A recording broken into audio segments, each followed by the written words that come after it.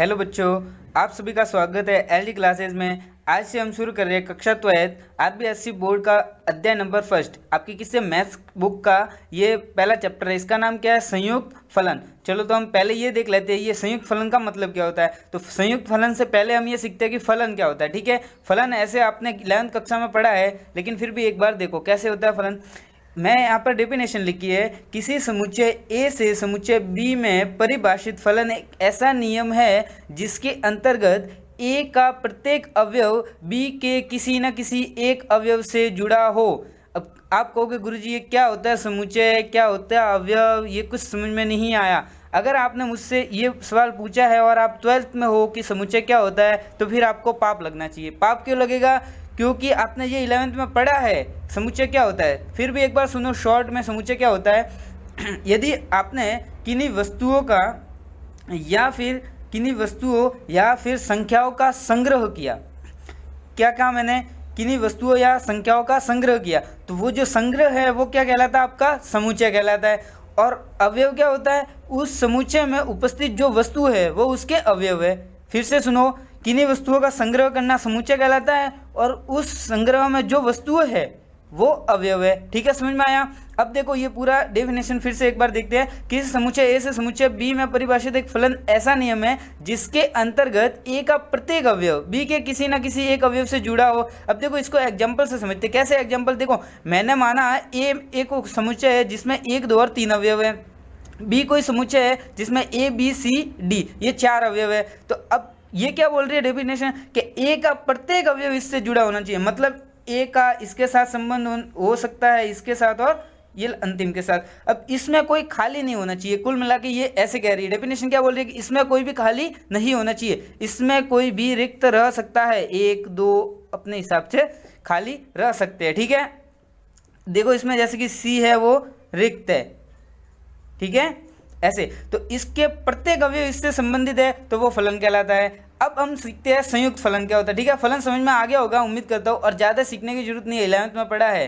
ठीक है, अब संयुक्त फलन क्या होता है ये मैंने आपके लिए ये सीखो। संयुक्त फलन मतलब ये, मैंने मान लिया एफ कोई एक फंक्शन है जो ए से बी में रिलेट कर रहा है। इसी प्रकार जी भी कोई बी से सी में कोई फंक्शन दिया गया आपको। ठीक है, अब ये जी मतलब ऐसा सर फंक्शन तो एफ से होता है, जी क्यों आ गया? अरे ऐसा कुछ नहीं है, ये ऐसे ही माना है। आगे देखो माना भी लिखा है, तो आपको कुछ घबराने की बात नहीं है। अब इन दिनों इस फंक्शन को और इस फंक्शन को अगर मैं ऐड करता हूँ, मतलब जोड़ देता हूँ, तो ये संयुक्त फलन गॉफ एक्स बन जाता है। अब गॉफ एक्स कैसे बनता है? जी तथा एफ का संयुक्त फलन कहलाता है। कौन कहलाता है? इन दोनों को ऐड करने पर ये जो है ये वो इसका संयुक्त फलन कहलाता है। अब इस फलन को बनने के लिए आपके पास एक कंडीशन होती है। वो कंडीशन क्या है? गॉफ फलन परिभाषित होने के लिए, अब गॉफ मतलब संयुक्त फलन परिभाषित होने के लिए एफ का परिसर फलन जी के प्रांत का उप समुच्चय होना चाहिए। ठीक है, अब आप कहोगे कि गुरुजी ये परिसर, प्रांत और उप समुच्चय ये तीनों कुछ समझ में नहीं आया, ये क्या होते हैं? चलो बताते हैं। परिसर क्या होता है, प्रांत क्या होता है और उप समुच्चय क्या होता है। इसके साथ एक और नाम आपने सुना होगा 11th क्लास में, सहप्रांत। क्या सुना होगा? सहप्रांत। इन चारों को आपको समझाते क्या है। देखो पहले प्रांत देखते हैं। प्रांत तो मैं पहला वाला एग्जाम्पल देख रहा हूँ। प्रांत क्या है? ए जो है ए, इसके जो भी अवयव वो इसमें अगर आपने एफ फंक्शन किया है, कौन सा? एफ वाला फंक्शन, तो जो ए के जो भी अवयव है वो एफ का प्रांत है। क्या है? एफ का प्रांत। और बी के सारे अवयव एफ का सहप्रांत है। क्या है? ये वाला सहप्रांत। ठीक है, प्रांत सहप्रांत दोनों क्या? ये ए के अवयव, ये बी के अवयव। और तीसरा वर्ड ये परिसर। अब परिसर क्या होता है? परिसर होता है ए बी और डी। अब ये भी ए बी और डी, सी मैंने क्यों नहीं लिया? क्योंकि ये इसमें किसी भी अवयव से जुड़ा नहीं है। अर्थात कहने का मतलब ये है कि जो ए समुच्चय के अवयव से संबंधित है, बी के अवयव वो सारे परिसर है। क्या है? परिसर। ठीक है, प्रांत, सप्रांत और परिसर। प्रांत इसके अवयव, सप्रांत इसके अवयव और परिसर क्या? इसके वो अवयव जो ए के अवयव से संबंधित है। ठीक है, अब लास्ट रहा उप समुच्चय। उप समुच्चय आपने तो पहले भी पढ़ा है, फिर भी एक बार देख लो कि उप समुच्चय क्या है। उप समुच्चय मतलब आपने मान लो कोई नंबर लिख ले 1, 2, 3, 4। ठीक है, ये इतने नंबर लिख लिए। अब इसमें से मैं किसी भी दो को उठाता हूँ, जैसे 2 या 3 या जितने भी आपको उठाने, तो अब देखो इसके सारे अवयव इसमें उपस्थित है, इसके सारे अवयव इसमें उपस्थित है, अर्थात ये इसका उप समुच्चय है। बस सिंपल से इतना समझना है कि एक ऐसा उप समुच्चय है, एक ऐसा समुच्चय है जिसके सारे अवयव किसी बड़े समुच्चय में हो तो वो छोटा वाला जो समुच्चय है वो बड़े वाले का उप समुच्चय होता है। अब आपकी बिना कुछ देरी किए प्रश्न वाले शुरू करते हैं, ठीक है। जल्दी से एक्सरसाइज 1.1 का पहला सवाल है, उसको देखते हैं। अब आप कहो कि गुरुजी इतना बहुत सारा बताने का, हमारी बुक में तो बहुत सारी डेफिनेशनें लिखी है, आपको कुछ ज़्यादा पढ़ने की जरूरत नहीं है, जो इंपॉर्टेंस होगी वो आपको क्वेश्चन में ही बता दी जाएगी, ठीक है। अब आप एक्सरसाइज शुरू करते हैं। यदि f फलन r से r तथा g r से r दो ऐसे निम्न प्रकार परिभाषित है हो तो जो फॉग और गॉफ क्या है, फॉग और गॉफ क्या है, संयुक्त फलन है। क्या है, संयुक्त फलन। अब आपको दिया गया है, देखो f दिया गया और g दिया गया है, ठीक है।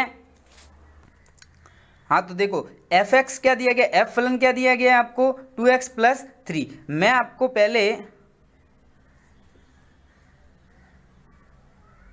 फॉग एक्स ज्ञात करके बताओ, क्या बताता हूँ, फॉग एक्स। अब ये कैसे होगा, देखो सिंपल सा है, कुछ भी नहीं करना आपको। क्या करना है, सबसे पहले f लिखना है और ये o की जगह बड़ा बॉक्स बनाना और gx को ऐसे का ऐसे लिख दो आप, ठीक है। सिंपल से क्या करोगे, o की जगह बड़ा बॉक्स, बाकी कुछ भी नहीं किया मैंने। फिर देखो gx का मान क्या दिया गया है, x² + 2, तो यहाँ पर लिख दो x² + 5, सॉरी 5 है, ठीक है, x² + 5 है तो 5 लिख दिया।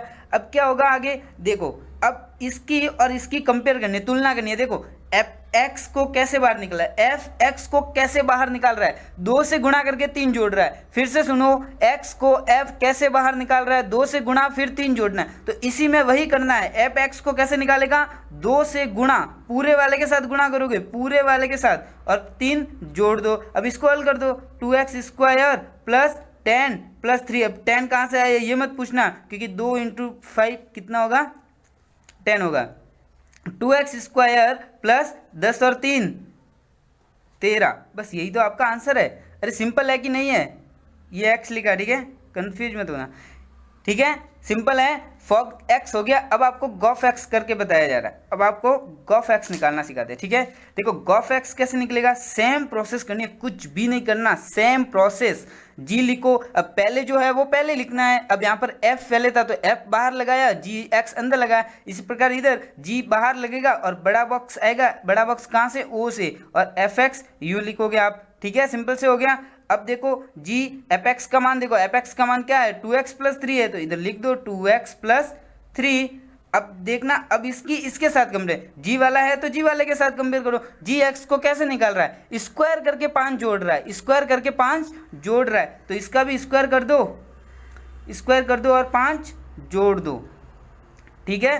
अब स्क्वायर ये तो खोलना आना चाहिए आपको, बचपन में बहुत किए, a + b का होल स्क्वायर क्या होता है, a² + b² + 2ab, ठीक है। तो ये आंसर क्या हो जाएगा, 4x² + 12x + 14, ये आपका आंसर है, ठीक है, ये आपका आंसर है।